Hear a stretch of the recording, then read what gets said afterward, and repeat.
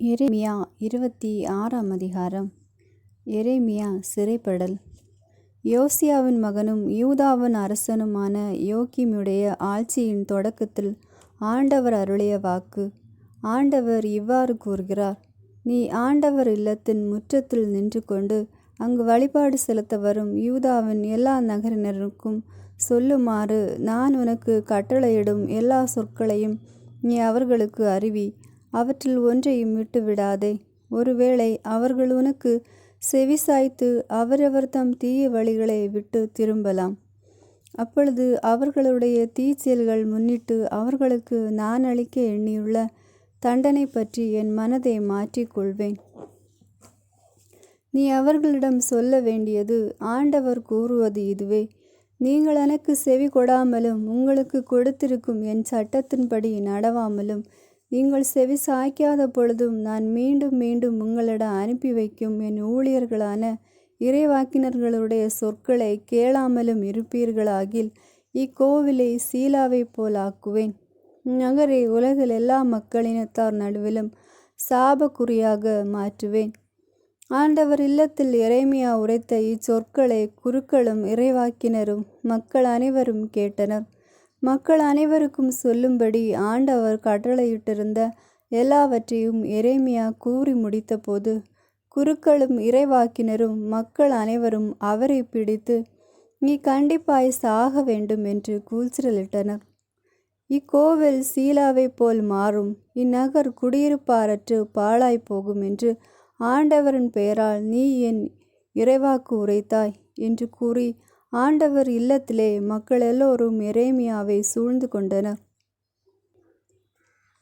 யூதாவின் தலைவர்கள் இதை பற்றி கேள்வியுற்று அரண்மனையிலிருந்து ஆண்டவரின் இல்லத்திற்கு சென்று அங்கே புதுவாயில் அருகே அமர்ந்தார்கள். குருக்களும் இறைவாக்கினரும் தலைவர்களையும் மக்கள் அனைவரையும் நோக்கி, இந்த ஆள் கொலை தீர்ப்புக்கு உரியவன். ஏனெனில் நீங்களே உங்கள் காதால் கேட்டது போல இந்நகருக்கு எதிராக இவன் இறைவாக்கு உரைத்துள்ளான் என்று முறையிட்டனர். அப்பொழுது தலைவர்கள் மற்றும் மக்கள் அனைவரிடமும் எரேமியா கூறியது: நீங்கள் கேட்ட இச்சொற்களை எல்லாம் இக்கோவிலுக்கும் இந்நகருக்கும் எதிராக அறிவிக்குமாறு ஆண்டவரே என்னை அனுப்பியுள்ளார். எனவே இப்பொழுதே உங்கள் வழிகளையும் செயல்களையும் சீர்படுத்தி கொள்ளுங்கள். உங்கள் கடவுளாகிய ஆண்டவரின் குரலுக்கு செவி கொடுங்கள்.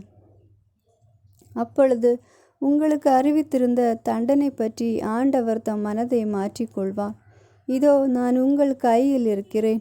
நல்லது எனவும் நேரியது எனவும் நீங்கள் கருதுவதை எனக்கு செய்யுங்கள்.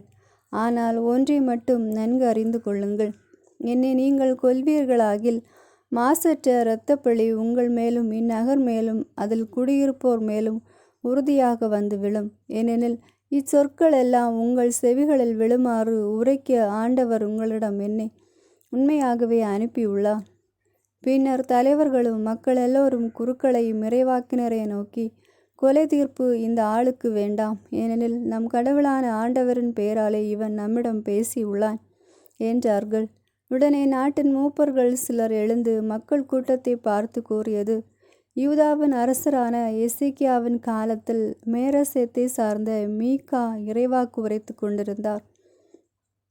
அவர் யூத மக்கள் எல்லோரையும் நோக்கி, படைகளின் ஆண்டவர் கூறுவது இதுவே: வயல்வெளியைப் போல் சீயோன் உளைப்படும், எருசலேம் பாழடைந்து மண்மேடாக மாறும், கோவில் உள்ள மலையோ அடர்ந்த காடாகும் என்று சொன்னார்.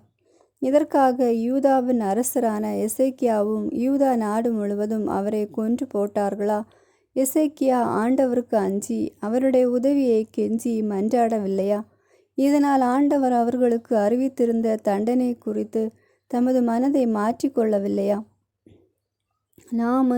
நமக்கு பெரும் தீங்கை விளைவித்து கொள்ளப் போகிறோம்.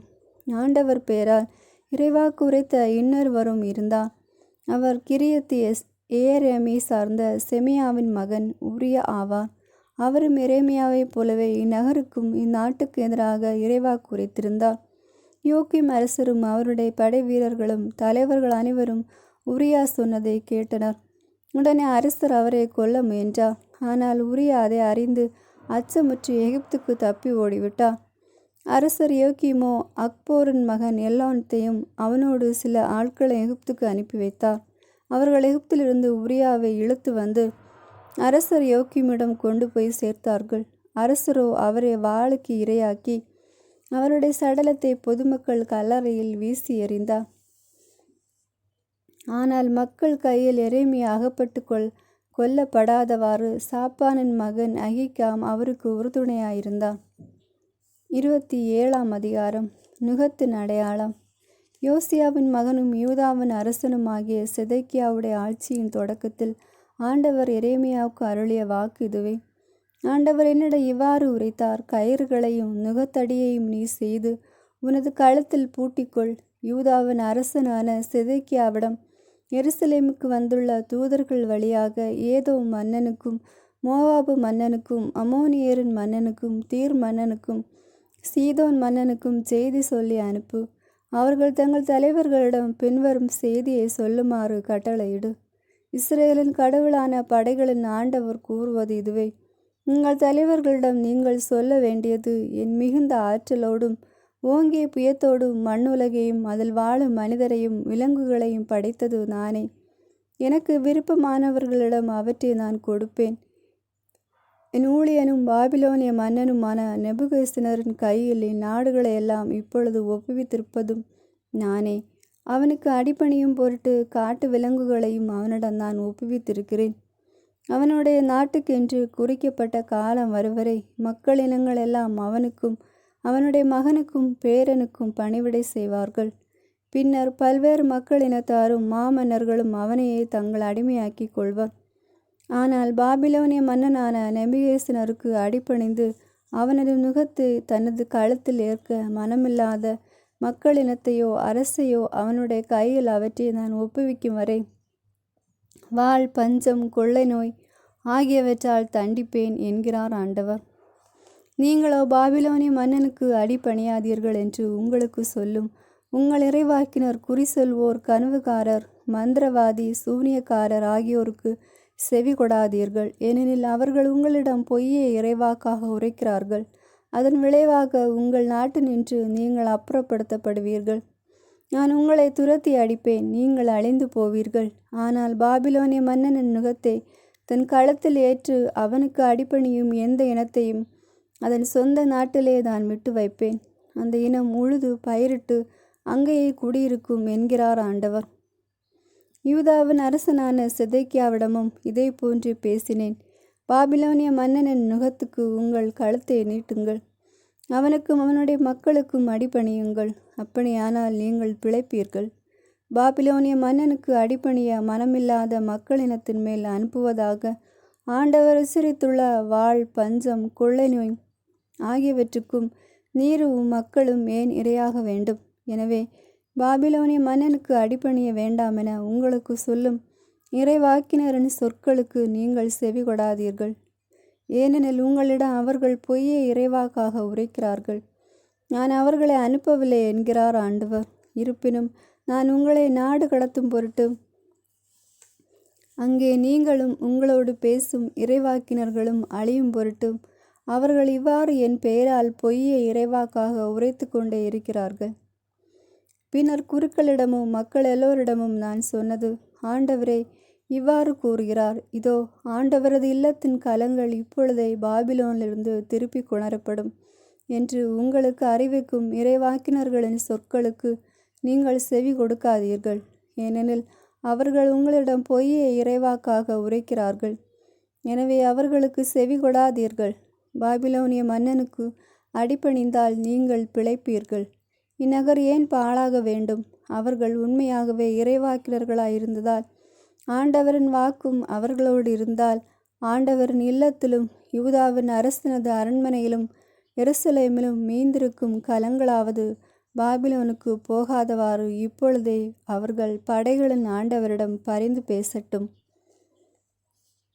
பாபிலோனிய மன்னன் நேபுகத்நேசர் யோக்கியமின் மகனும் யூதாவின் அரசனுமான எக்கோனியாவையும் யூதாவிலும் எருசலேமிலும் வாழ்ந்து வந்த உயர்குடி மக்கள் அனைவரையும் எருசலேமிலிருந்து பாபிலோனுக்கு நாடு கடத்திய பொழுது தன்னோடு எடுத்து செல்லாமல் இந்நகரிலே விட்டு சென்றிருந்த தூண்கள், வெண்கலக் கடல் ஆதாரங்கள், பிற கலங்கள் முதலியவற்றை குறித்து படைகளின் ஆண்டவர் கூறுவது: ஆண்டவரின் இல்லத்திலும் யூதாவின் அரசன் அரண்மனையிலும் எருசலேமிலும் மீந்திருக்கும் கலங்கள் பற்றி இஸ்ரேலின் கடவுளாகிய படைகளின் ஆண்டவர் கூறுவது இதுவே: அவையாவும் பாபிலோனுக்கு கொண்டு செல்லப்படும். நான் அவற்றின் மீது எனது கவனத்தை திருப்பும் வரை அவை அங்கேயே இருக்கும். பின்னர் நான் அவற்றை திருப்பி கொண்டு வந்து இவ்விடத்தில் வைக்க செய்வேன் என்கிறார் ஆண்டவர். எரேமியாவும் அனனியாவும். அதே ஆண்டில், அதாவது யூதாவின் அரசனான செதக்கியாவினுடைய ஆட்சியின் 4ஆம் ஆண்டு 5ஆம் மாதத்தில், அசூரின் மகனும் கிபெயோனை சார்ந்தவனுமான அனனியா என்னும் இறைவாக்கினன் ஆண்டவரின் இல்லத்தில் குருக்கள் மற்றும் மக்கள் அனைவருடைய முன்னிலையிலும் என்னிடம் உரைத்தது: இஸ்ரேலின் கடவுளான படைகளின் ஆண்டவர் இவ்வாறு கூறுகிறார்: பாபிலோனிய மன்னனது நுகத்தை நான் முறித்தறிந்து விட்டேன். பாபிலோனிய மன்னன் நெபுகேஸ்னர் இவ்விடத்தினின்று கவர்ந்து பாபிலோனுக்கு எடுத்து சென்றுள்ள ஆண்டவரது இல்லத்தின் கலங்கள் எல்லாவற்றையும் 2 ஆண்டு காலத்திற்குள் இவ்விடத்திற்கு திரும்பி கொண்டு வருவேன். அத்தோடு யோக்கிமின் மகனும் யூதாவின் அரசனுமான எக்கோனியாவையும் பாபிலோனுக்கு நாடு கடத்தப்பட்ட யூத மக்கள் அனைவரையும் இவ்விடத்திற்கு நான் திரும்பி கொண்டு வருவேன். ஏனெனில் பாபிலோனிய மன்னனைய நுகத்தை நான் முறித்தறிவேன் என்கிறார் ஆண்டவர். அப்பொழுது ஆண்டவரின் இல்லத்தில் நின்று கொண்டிருந்த குருக்கள் மக்கள் அனைவர் முன்னிலையிலும் இறைவாக்கினர் எரேமியா இறைவாக்கினன் அனனியாவிடம் பேசினார். இறைவாக்கினர் எரேமியா அவனை நோக்கி: ஆமேன், ஆண்டவர் அவ்வாறே செய்வாராக. நீர் உரைத்த சொற்களை ஆண்டவர் நிறைவேற்றுவாராக. ஆண்டவர் இல்லத்தின் கலங்களையும் நாடு கடத்தப்பட்டோர் அனைவரையும் பாபிலோனிலிருந்து இவ்விடத்திற்கு திருப்பி கொண்டு வருவாராக. ஆயினும் செவிகளிலும் விழும்படி நான் உரைக்கும் இச்சொல்லை கவனித்து கேளும். உமக்கும் எனக்கும் முன்பே பண்டைய நாட்களில் வாழ்ந்த இறைவாக்கினர் பல நாடுகள் பேரரசுகளுக்கு எதிராக போர், துன்பம், கொள்ளை நோய் ஆகியவை பற்றி இறைவாக்கு உரைத்திருக்கின்றனர். நல்வாழ்வை முன்னறிவிக்கும் இறைவாக்கினரை பொறுத்தவரை அவரது வாக்கு நிறைவேறும் பொழுதுதான் ஆண்டவர் அவரை உண்மையாகவே அனுப்பியுள்ளார் என்பது தெரிய வரும் என்றார். அதை கேட்ட இறைவாக்கினன் அனனியா இறைவாக்கினர் எரேமியாவின் களத்திலிருந்த நுகத்தை பிடுங்கி முறித்தறிந்தான். மேலும் அனனியா எல்லா மக்கள் முன்னிலையிலும் ஆண்டவர் கூறுவது இதுவே: இவ்வாறே பாபிலோனிய மன்னன் நெபுகேஸ்னர் நுகத்தை இன்னும் 2 ஆண்டுகளில் மக்களினத்தார் அனைவருடைய களத்தினின்றும் பிடுங்கி முறித்தறிவேன் என்றான். உடனே இறைவாக்கினர் எரேமியா அவ்விடம் விட்டு அகன்றார்.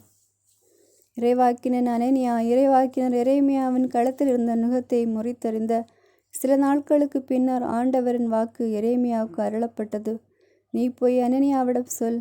ஆண்டவர் கூறுவது இதுவே: நீ மரநுகத்தை முறித்தறிந்தாய், அதற்கு பதிலாக இரும்பு நுகத்தை செய்து கொள்வாய். ஏனெனில் இஸ்ரேலின் கடவுளின் படைகளாகிய ஆண்டவர் கூறுகிறார்: இந்த மக்கள் இனத்தார் அனைவரின் களத்தில் இரும்பு நுகத்தை வைத்துள்ளேன். ஆதலால் அவர்கள் பாபிலோனிய மன்னன் நெபுகேஸ்னருக்கு அடிபணிந்து பணிவிடை செய்வார்கள். காட்டு விலங்குகளையும் அவனிடம் ஒப்புவித்திருக்கிறேன். அப்பொழுது இறைவாக்கினர் எரேமியா இறைவாக்கினன் அனனியாவிடம் கூறியது: அனனியாவை கூர்ந்து கேள். ஆண்டவர் உன்னை அனுப்பவில்லை. அப்படி இருந்த இம்மக்கள் பொய்யை நம்பும்படி நீ செய்து விட்டாய். எனவே ஆண்டவர் கூறுகிறார்: இதோ நான் இவ்வுலகினின்றே உன்னை அனுப்பி வைக்கப் போகிறேன். ஆண்டவருக்கு எதிராக மக்கள் கிளர்ச்சி செய்யுமாறு நீ போதித்ததால் இந்த ஆண்டிலேயே நீ சாவாய். அவ்வாறே அதே ஆண்டு 7ஆம் மாதத்தில் இறைவாக்கினன் அனனியா மாண்டான். 29ஆம் அதிகாரம். நாடு கடத்தப்பட்டோருக்கு எரேமியா எழுதிய மடல். எருசலேமிலிருந்து பாபிலோனுக்கு நெபுகேஸ்னர் நாடு கடத்தியிருந்தோருள் எஞ்சியிருந்த மூப்பர்கள், குருக்கள், இறைவாக்கினர்கள், மக்கள் ஆகிய அனைவருக்கும் இறைவாக்கினர் எரேமியா எருசலேமிலிருந்து மடல் ஒன்று அனுப்பினார். அரசன் எக்கோனியா, அரச அன்னை, அரச அவையோர், யூதா மற்றும் எருசலேமின் தலைவர்கள், தச்சர்கள், கொல்லர்கள் ஆகியோர் எருசலேமை விட்டு சென்ற பின்னர் சாப்பாவின் மகன் எலாசா, இலக்கியாவின் மகன் கெமரியா ஆகியோர் வழியாக பாபிலோனிய மன்னன் நெபுகேஸ்னரிடம் யூதாவின் அரசன் செதக்கியா அந்த மடலை பாபிலோனுக்கு அனுப்பி வைத்தார். அதன் சொற்களாவன: இஸ்ரேலில் கடவுளான படைகளின் ஆண்டவராகிய நான் எருசலேமிலிருந்து பாபிலோனுக்கு நாடு கடத்தியுள்ள அனைவருக்கும் கூறுவது இதுவே: வீடுகளை கட்டி அவற்றில் குடியிருங்கள். தோட்டங்கள் அமைத்து அவற்றின் விளைச்சலை உண்ணுங்கள். பெண்களை மணந்து புதல்வர் புதல்வியரை பெற்றெடுங்கள். உங்கள் புதல்வர்களுக்கு பெண் கொள்ளுங்கள். உங்கள் புதல்வியருக்கு மணமுடித்து வையுங்கள். இவ்வாறு அவர்களும் தங்களுக்கு புதல்வர் புதல்வியரை பெற்றெடுக்கட்டும். இங்கே பல்கி பெருகுங்கள். எண்ணிக்கையில் குறைந்து விடாதீர்கள். உங்களை எந்த நகருக்கு நான் நாடு கடத்தி உள்ளேனோ அந்த நகர் நல்வாழ்வை தேடுங்கள். அந்நகருக்காக ஆண்டவரிடம் மன்றாடுங்கள். ஏனெனில் அதன் நல்வாழ்வில் தான் உங்கள் நல்வாழ்வும் அடங்கி இருக்கிறது. இஸ்ரேலின் கடவுளின் படைகளின் ஆண்டவர் கூறுவது இதுவே: உங்களிடையே இருக்கும் உங்கள் இறைவாக்கினரும் குறி சொல்வோருள் உங்களை ஏமாற்றாதவாறு பார்த்து கொள்ளுங்கள். அவர்கள் காணும் கனவுகளை நீங்கள் பொருட்படுத்தாதீர்கள். ஏனெனில் என் பெயரால் அவர்கள் உங்களுக்கு பொய்யை இறைவாக்காக உரைக்கிறார்கள். நான் அவர்களை அனுப்பவில்லை என்கிறார் ஆண்டவர். ஆண்டவர் இவ்வாறு கூறுகிறார்: பாபிலோனில் 70 ஆண்டுகள் முடித்த பின் நான் உங்களை சந்திக்க வருவேன். உங்களுக்கு நான் கொடுத்திருந்த வாக்குறுதியின்படி உங்களை இந்த இடத்திற்கு கொண்டு வந்து சேர்ப்பேன். ஏனெனில் உங்களுக்காக நான் வகுத்திருக்கும் திட்டங்கள் எனக்கு தெரியும். அன்றோ, அவை வளமான எதிர்காலத்தையும் நம்பிக்கையும் உங்களுக்கு அளிப்பதற்கான நல்வாழ்வின் திட்டங்களே அன்றி கேடு விளைவிப்பதற்கான திட்டங்கள் அல்ல என்கிறார் ஆண்டவர். நீங்கள் என்னிடம் வந்து கூக்குரலிட்டு மன்றாடுவீர்கள், அப்பொழுது நான் உங்களுக்கு செவி கொடுப்பேன். நீங்கள் என்னை தேடுவீர்கள், உங்கள் முழு இதயத்தோடு என்னை தேடும் பொழுது நீங்கள் என்னை கண்டடைவீர்கள். ஆம், நீங்கள் என்னை கண்டடைவீர்கள் என்கிறார் ஆண்டவர். அடிமைத்தனத்தினின்று உங்களை அழைத்து வருவேன். நான் உங்களை விரட்டி அடித்துள்ள எல்லா மக்களினங்களினின்றும் இடங்களினின்றும் கூட்டி சேர்ப்பேன் என்கிறார் ஆண்டவர். எந்த இடத்தினின்று உங்களை நான் நாடு கடத்தினேனோ அதே இடத்திற்கே உங்களை திருப்பி கொண்டு வருவேன். ஆண்டவர் எங்களுக்காக பாபிலோனில் இறைவாக்கினர்களை எழுப்பியுள்ளார் என்று சொல்கிறீர்கள். ஆதலால் தாவீதின் அரியணையில் வீற்றிருக்கும் அரசனை பற்றியும் இந்நகரில் வாழும் எல்லா மக்களை பற்றியும் உங்களோடு நாடு கடத்தப்படாத உங்கள் சகோதரர்களை பற்றியும் ஆண்டவர் கூறுவது இதுவே: படைகளின் ஆண்டவர் கூறுகிறார், இதோ அவர்கள் மீது வாள், பஞ்சம், கொள்ளை நோய் ஆகியவற்றை அனுப்பி வைப்பேன். தின்ன முடியாத அளவுக்கு அழுகிப்போன காட்டு அத்தி பழங்கள் போல் அவர்களை ஆக்குவேன். வாள், பஞ்சம், கொள்ளை நோய் கொண்டு அவர்களை பின்தொடர்வேன். உலகின் எல்லா அரசுகளும் அவர்களை அருவருக்கும்படி செய்வேன். நான் அவர்களை விரட்டி அடித்துள்ள எல்லா நாடுகளிடையிலும் அவர்களை சாபத்திற்கும் பேரச்சத்திற்கும் நகைப்பிற்கும் கண்டனத்திற்கும் உள்ளாக்குவேன். ஏனெனில் என் ஊழியர்களான இறைவாக்கினர்களை நான் அவர்களிடம் திரும்ப திரும்ப அனுப்பியிருந்தும் அவர்களின் சொற்களுக்கு செவி கொடுக்கவில்லை. நீங்களும் செவி கொடுக்கவில்லை என்கிறார் ஆண்டவர். எனவே எருசலேமிலிருந்து பாபிலோனுக்கு நான் நாடு கடத்தியிருக்கும் நீங்கள் அனைவரும் ஆண்டவரின் வாக்குக்கு செவி கொடுங்கள். என் பெயரால் உங்களுக்கு பொய்யை இறைவாக்காக உரைத்து வரும் கேலையாவின் மகன் ஆகாபை குறித்தும் மாசியாவின் மகன் சிதேக்கியாவை குறித்தும் இஸ்ரேலின் கடவுளான படைகளின் ஆண்டவர் கூறுவது இதுவே: இதோ நான் அவர்களை பாபிலோனிய மன்னன் நெபுகேசரின் கையில் ஒப்புவிப்பேன். அவன் அவர்களை உங்கள் கண் முன்பாகவே வெட்டி வீழ்த்துவான். அவர்களுக்கு நேர்ந்ததை முன்னிட்டு பாபிலோனுக்கு யூதாவிலிருந்து நாடு கடத்தப்பட்டோர் அனைவரும் பாபிலோனிய மன்னன் நெருப்பில் போட்டு சுட்டரித்த சிதேக்கியாவை போலவும் ஆகாவை போலவும் ஆண்டவர் உன்னை ஆக்குவாராக என்று சாபமிடுவர். ஏனெனில் அவர்கள் இஸ்ரேலில் மதிகேடானதை செய்துள்ளார்கள். பிறருடைய மனைவியரோடு விபச்சாரம் செய்துள்ளார்கள். நான் அவர்களுக்கு ஆணையிடாதிருந்தும் அவர்கள் என் பெயரால் பொய்வாக்கு உரைத்தார்கள். நானோ இவற்றையெல்லாம் அறிவேன், இவற்றுக்கு சாட்சியும் நானே என்கிறார் ஆண்டவர். நிகழாமை சார்ந்த செமையாவிடம் நீ சொல்ல வேண்டியது: இஸ்ரேலின் கடவுளாகிய படைகளின் ஆண்டவர் இவ்வாறு கூறுகிறார்: நீ உன் பெயரால் மடல்கள் எழுதி எருசலேமில் இருக்கும் எல்லா மக்களுக்கும் மாசியாவின் மகனும் குருவுமான செப்பனியாவுக்கும் மற்ற குருக்கள் அனைவருக்கும் அவற்றை அனுப்பி வைத்துள்ளாய். செப்பனியாவுக்கு நீ எழுதியது: ஆண்டவர் இல்லத்தில் நீர் பொறுப்பாளராய் இருக்கும் பொருட்டும் இறைவாக்கினர் போல் நடிக்கும் எந்த பைத்தியக்காரனையும் தொலைவில் அடித்து விலங்கிடும் பொருட்டும் குருவாகிய யோதயாவுக்கு பதிலாக ஆண்டவர் உம்மை குருவாக ஏற்படுத்தியுள்ளார். அப்படி இருக்க உங்களிடம் இறைவாக்குரைக்கும் அனதோத்தை சார்ந்த எரேமியாவை நீர் ஏன் இன்னும் கண்டியாது விட்டு வைத்திருக்கிறீர்கள்? இதனால் அவன் பாபிலோனில் இருக்கும் எங்களுக்கு உங்களது அடிமைத்தனம் நெடுநாள் நீடிக்கும். எனவே வீடுகளை கட்டி அவற்றில் குடியிருங்கள், தோட்டங்கள் அமைத்து அவற்றின் விளைச்சலை உண்ணுங்கள் என்று செய்தி அனுப்பியுள்ளான். இறைவாக்கினர் எரேமியாவை கேட்கும்படி குரு செப்பனியா மடலை வாசித்து காட்டினார். அப்பொழுது ஆண்டவரின் வாக்கு எரேமியாவுக்கு அருளப்பட்டது: நாடு கடத்தப்பட்டோர் எல்லோருக்கும் நீ எழுதி அனுப்ப வேண்டியது: நெகமிலியான செமையாவை பற்றி ஆண்டவர் இவ்வாறு கூறுகிறார்: நான் அனுப்பியிருந்தும் செமையா உங்களுக்கு பொய்யை இறைவாக்காக உரைத்து அதை நீங்கள் நம்புமாறு செய்துள்ளான்.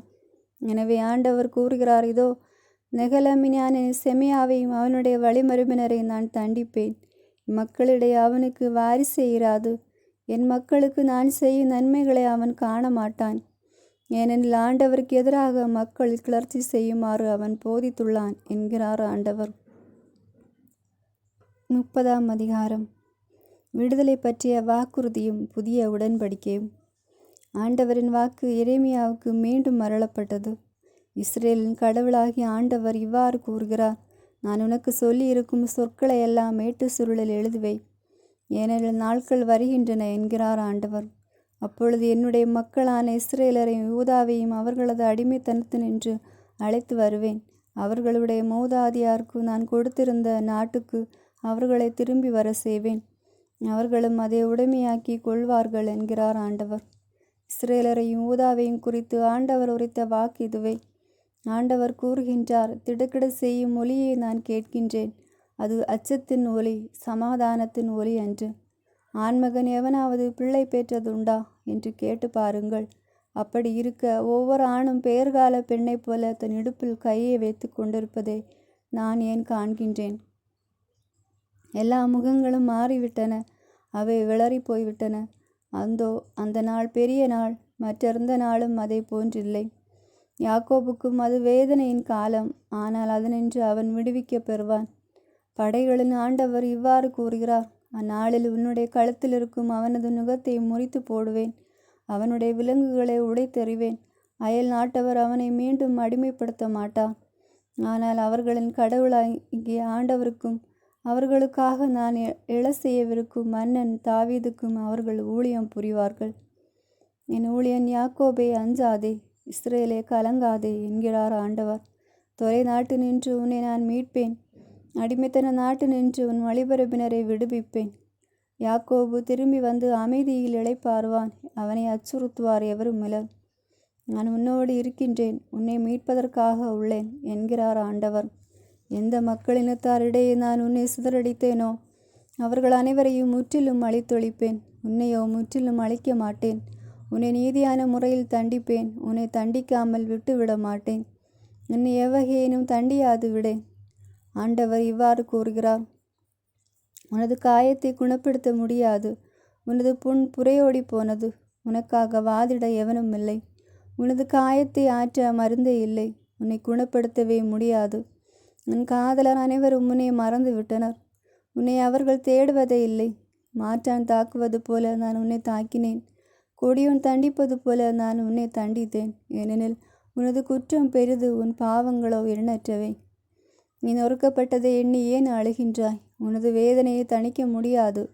ஏனெனில் உனது குற்றமோ பெரிது, உன் பாவங்களோ எண்ணற்றவை. எனவே இவற்றை எல்லாம் நான் உனக்கு செய்தேன். ஆயினும் உன்னை விழுங்குவோர் எல்லோரும் விழுங்கப்படுவர். உன் பகைவர் எல்லோரும் ஒருவர் விடாமல் நாடு கடத்தப்படுவர். உன்னை கொள்ளையடிப்போர் அனைவரும் கொள்ளையடிக்கப்படுவர். உன்னை சூறையாடுவோர் அனைவரும் நான் கையளிக்க சூறையாடப்படுவீர். நான் உனக்கு நலம் அளிப்பேன், உன்னுடைய காயங்களை ஆற்றுவேன் என்கிறார் ஆண்டவர். ஏனெனில் தள்ளப்பட்டவள் என்று உன்னை அழைத்தார்கள். இந்த சீயோனை பற்றி கவலைப்படுவார் யாரும் இலர் என்றார்கள். ஆண்டவர் இவ்வாறு கூறுகின்றார், அடிமைத்தனத்தினின்றும் நான் யாக்கோபின் கூடாரங்களை திரும்பி கொணர்வேன். அவனுடைய உறைவிடங்கள் மீது நான் இரக்கம் காட்டுவேன். அவற்றின் இடிபாடுகள் மேலேயே நகர் மீண்டும் கட்டி எழுப்பப்படும். அரண்மனையும் அதற்குரிய இடத்திலேயே அமைக்கப்படும். அவர்களிடமிருந்து நன்றி பாக்கள் எழும்பி வரும். மகிழ்ச்சி உருவோரு நாரவாரம் கேட்கும். அவர்களை நான் பல்கி பெருக செய்வேன். அவர்கள் எண்ணிக்கையில் குறைய மாட்டார்கள். நான் அவர்களை பெருமைப்படுத்துவேன். இனி அவர்களை சிறுமையுற மாட்டார்கள். அவர்களுடைய பிள்ளைகள் முன்பு போல் இருப்பர். அவர்களது கூட்டமைப்பு என் திருமுன் நிலைநாட்டப்படும். அவர்களை ஒடுக்குவோர் அனைவரையும் தண்டிப்பேன். அவர்களின் தலைவன் அவர்களுள் ஒருவனாகவே இருப்பான். அவர்களை ஆள்பவன் அவர்கள் நடுவு நின்றே தோன்றுவான். அவன் என்னை நெருங்கி வர செய்வேன். அவனை என்னை அணுகி வருவான். ஏனெனில் என்னை அணுகி வர வேறு யாருக்கு துணிவு உண்டு என்கிறார் ஆண்டவர்.